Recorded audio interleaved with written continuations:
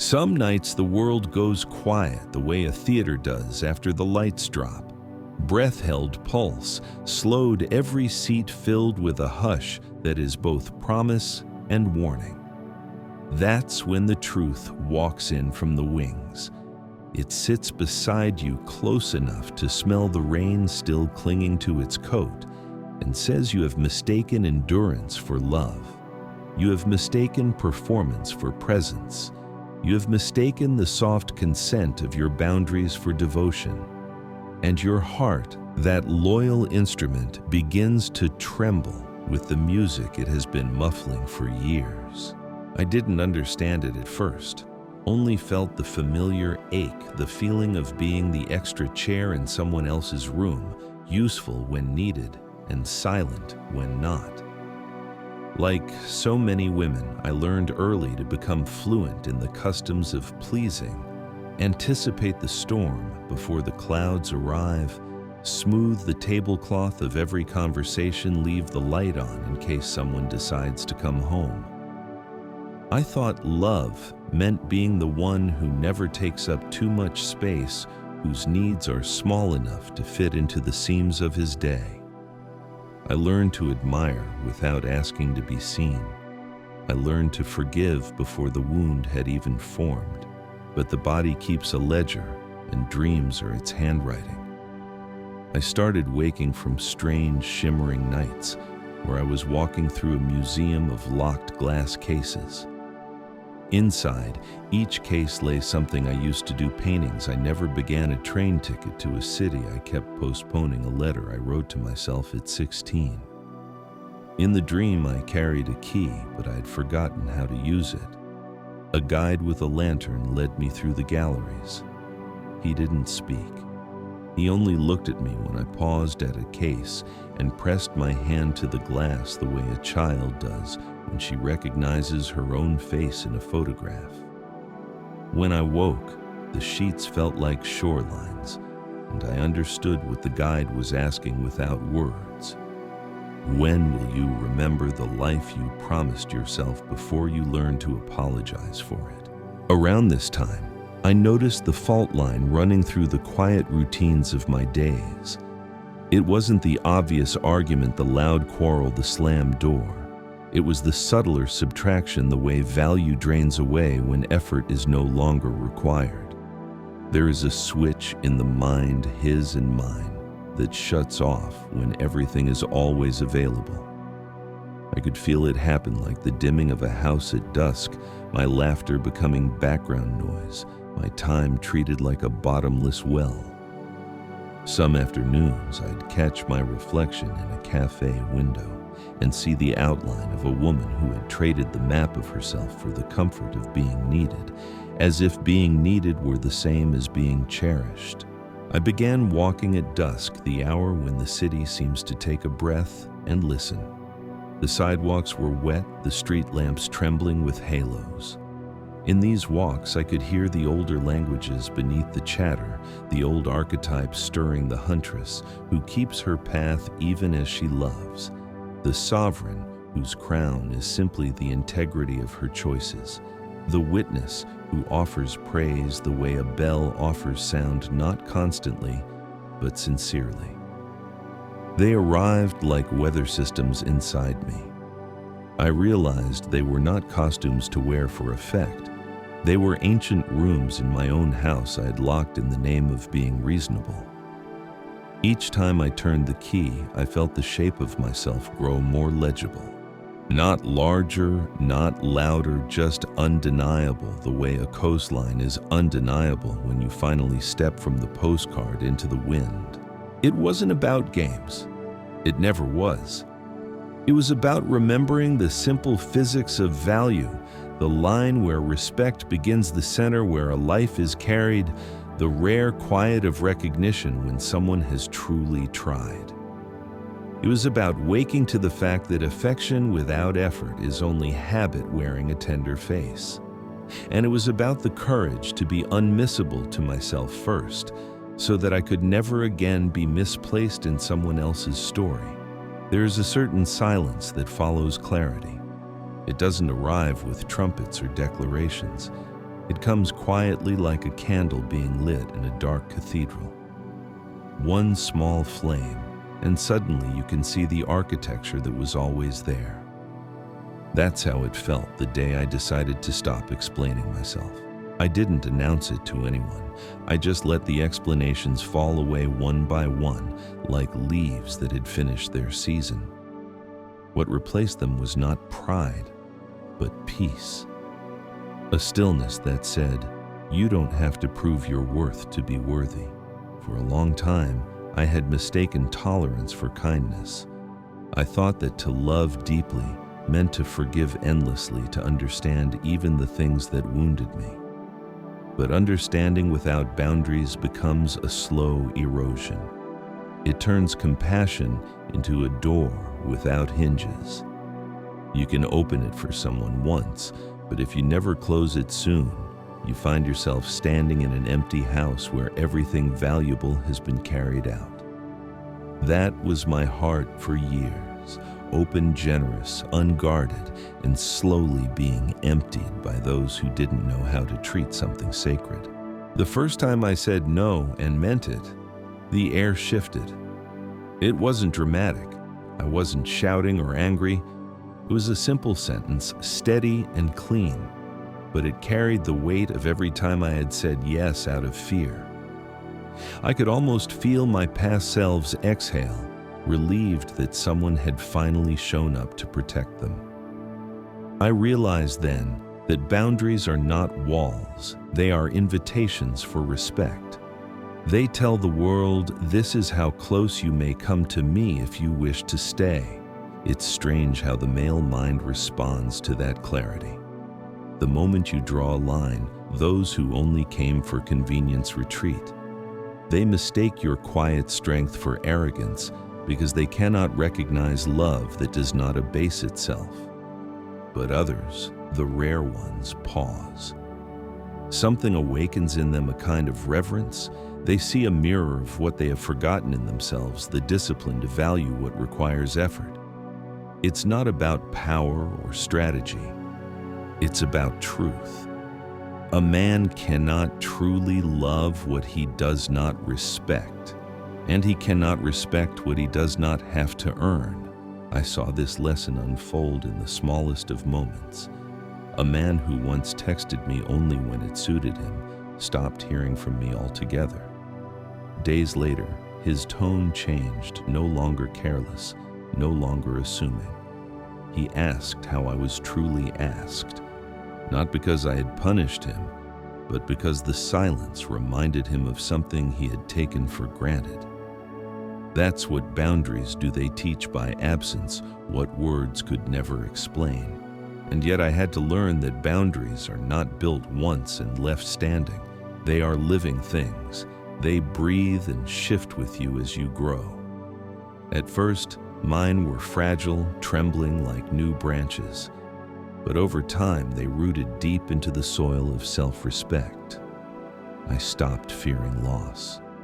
Because the truth is, when you enforce your boundaries, you don't lose people who value you, you lose people who never did. And that though painful is not tragedy, it's purification, it's the soul reclaiming its own territory. Still, even with this newfound strength, another lesson waited for me in the quiet after the storm. You can build boundaries so strong that you forget to live beyond them. I began to wonder, what does it mean to protect yourself without hiding, to love again without disappearing? That question led me deeper to the second revelation, the one that would rewrite how I saw not just relationships but myself. Because the real transformation didn't come from saying no to others. It came from learning how to say yes to my own life. For years, my life had revolved like a small moon around someone else's gravity. I didn't notice it happening. It began so quietly. One compromise for love, one delayed dream, one skipped weekend with friends, one project left unfinished because he needed me. And soon, the map of my days was no longer mine. I lived in orbit bright enough to light his nights dim enough not to outshine him. People called it devotion. I called it love. But in truth, it was the slow fading of my own center. The realization didn't come in an argument or a heartbreak. It came one morning while brushing my hair. I caught my reflection-tired eyes, a mouth that hadn't smiled for its own reasons in a long time, and I asked the simplest question: when did I stop being the main character in my own story? The silence that followed was louder than any answer. I remembered the things I used to love before love demanded all of me. The notebooks filled with sketches, the late-night reading sessions, the sound of rain while writing at my desk. They were not luxuries. They were pieces of my soul I had abandoned like forgotten children waiting by the door. That morning I picked up one of those old notebooks. The pages smelled of dust and past versions of myself. I began to draw again, not for anyone's approval, not to impress, just to remember how my hands felt when they created something out of nothing. Hours passed like minutes, and in that quiet I felt the pulse of my own life return. It wasn't dramatic, it wasn't cinematic. It was gentle, like remembering your native tongue after years of silence. Men I've learned are drawn not just to beauty, but to vitality, the unmistakable energy of someone living their own life fully. There is a magnetic quality in a woman who does not need to be completed, because she is already whole. She doesn't chase, she doesn't demand, she simply is. And in her being, she awakens something ancient in a man, the instinct not to possess her, but to earn a place beside her. When I began to center my own life again, something curious happened. The right people leaned closer. The wrong ones quietly drifted away. The man who once dismissed my passions began to notice them. He saw me laughing with friends again, pursuing projects, reclaiming my glow. And for the first time, I didn't shrink when his eyes followed me. I didn't dim my light to protect his comfort. I realized that my joy didn't threaten him, it invited him to rise. But this wasn't about him. It was about remembering that love cannot replace a life, it can only complement one. When you give up your own world, you rob both of you of discovery. Because what a man truly admires is not a mirror that reflects him, it's a window that opens to new air, new sky, new possibility. The woman who keeps her world alive teaches him that partnership is not about merging into sameness, but about dancing between two vibrant selves who choose each other again and again. So I made a promise I would never again abandon my own rhythm for someone else's melody. I would share it, harmonize, improvise, but never silence it. I stopped waiting for validation to start living. I became the proof that fulfillment doesn't come from being chosen. It comes from choosing yourself every day. And when a man meets a woman who stands in her own sunlight, he does not ask her to move into the shade.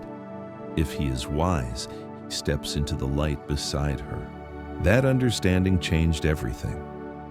But it also revealed a final truth about love and value, one that few speak of, yet it shapes every heartbeat between two people. Because even when you set boundaries and build a life that glows, appreciation cannot exist without recognition. And recognition, I would soon learn, is not about flattery, it's about truth.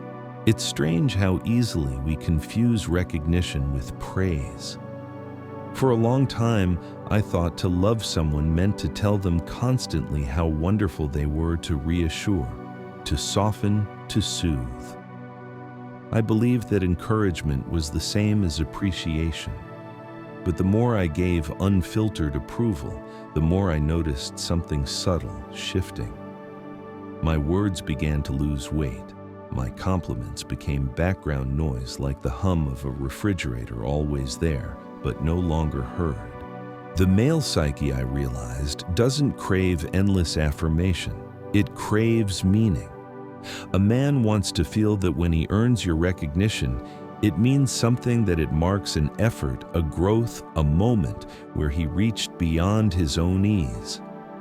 When praise is constant, it becomes a lullaby that puts both hearts to sleep. But when it is selective, when it comes from truth rather than need, it becomes music again. There was a moment when this understanding became more than theory for me. He had come home late from a long week, the kind of week that bends a person inward.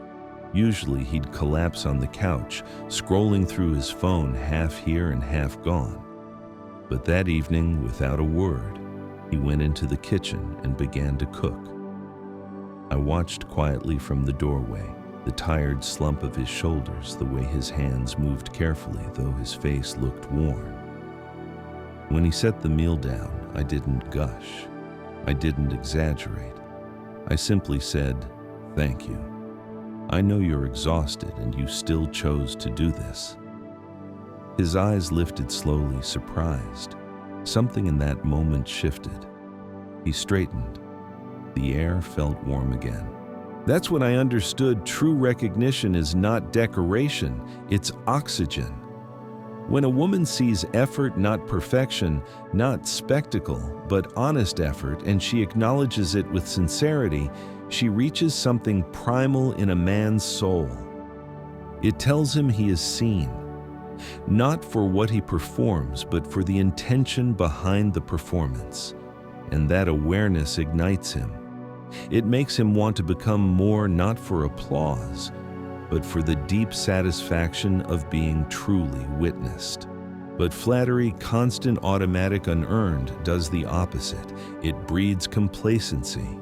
It lulls him into a world where he no longer strives because the reward is guaranteed. He becomes passive, and so does the relationship.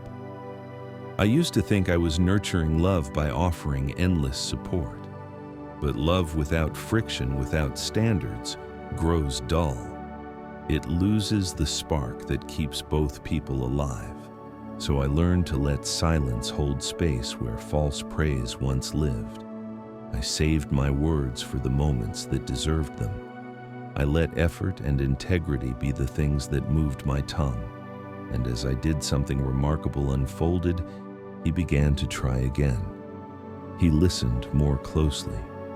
He planned surprises, followed through on promises. Not because I demanded it, but because my recognition had become something he wanted to earn. And I too grew in that space. Because selective recognition requires you to see clearly, to observe, to discern, to stay awake in your own heart. It's not about testing him. It's about being present enough to tell the truth. Sometimes that truth is soft and sweet. Sometimes it's quiet and firm. But it is always real. When truth and tenderness meet, they create the kind of bond that cannot be faked. It's not made of performance or perfection, it's made of awareness. And in that awareness, both people begin to rise.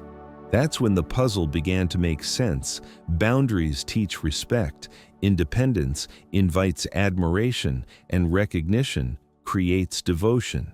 Each feeds the other like rivers merging into a single current. But beyond that, beyond psychology and instinct, something deeper begins to awaken, the rediscovery of your own worth, no longer borrowed from how he sees you, but born from how you finally see yourself. There comes a point when all the lessons, boundaries, independence, recognition cease to be techniques and begin to feel like breath. They stop being things you do for someone else and become the quiet architecture of who you are. It's not about learning how to be valued anymore. It's about remembering that you always were. One evening, months after everything had changed, I found myself standing at my window watching the city lights flicker in the rain. They looked like distant souls trying to communicate through glass. I thought about all the times I'd stood in that same place, waiting for a message, an apology, a sign that someone finally understood me. But this time was different. The waiting was gone. There was no ache in the silence, no craving in the absence, only stillness, only peace. I had spent so much of my life trying to be seen by others that I had forgotten how to witness myself. But in the end, that's where every love story must return to the mirror that doesn't lie. When you finally look at yourself without the lens of someone else's eyes, you see that you were never lacking, never unworthy, never too much. You were simply waiting to be recognized by the one person who truly needed to see you. And something beautiful happens when a woman reaches that point. She stops chasing love and starts radiating it, not as a currency to trade, but as a presence to embody. Her voice softens not from fear, but from certainty. Her eyes stop searching for approval because they have found belonging inside her own reflection.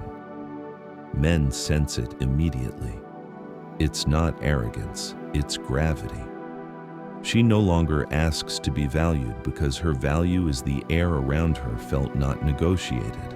I began to notice this shift not in grand gestures, but in the texture of my days.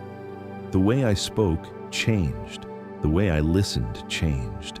Even the way I walked through the world, shoulders back, heart open, steps steady, became a form of quiet declaration: I am whole, and I am home within myself.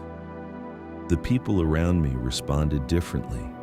Some drew closer, speaking to me with a new respect. Others drifted away, unsettled by a confidence that could not be controlled. But I didn't chase or explain. I had learned that everything real aligns naturally when you stand in truth. It's ironic, isn't it? The very qualities I once feared would make me lose love. Boundaries, independence, discernment became the qualities that deepened it. The man who remains beside a woman like that doesn't stay out of comfort. He stays because being near her makes him more awake. She challenges him not with demands, but with example. Her self-respect calls forth his. Her light doesn't outshine him, it shows him how to shine alongside her. That's the quiet miracle of understanding what truly makes a woman valued. It's not perfection, it's presence. It's not pleasing, it's authenticity. When you live from that place, love stops being a battlefield and becomes a sanctuary. It becomes two souls meeting not to complete each other, but to remember together that they were never broken. And so if I could speak to every woman who has ever felt unseen, unheard, unchosen, I would tell her this: you are not invisible because you lack something. You are invisible only when you forget your own light. The moment you remember it, everything changes. Those who cannot face the brightness will leave, but those who can will rise to meet you. So live in a way that no one can look away. Speak truth even when it trembles in your throat. Protect your heart not with armor, but with clarity. And above all, love yourself with the same devotion you once gave to proving your worth. Because when you do, the world rearranges itself to match your self-respect. If this reflection has stirred something within you, take a breath before you go. Let these words settle in the quiet spaces of your heart. And if they have given you something real, clarity, courage, or peace, share them with someone who might need the same reminder. Like the video, subscribe for more reflections, and tell me in the comments which truth did your soul recognize today.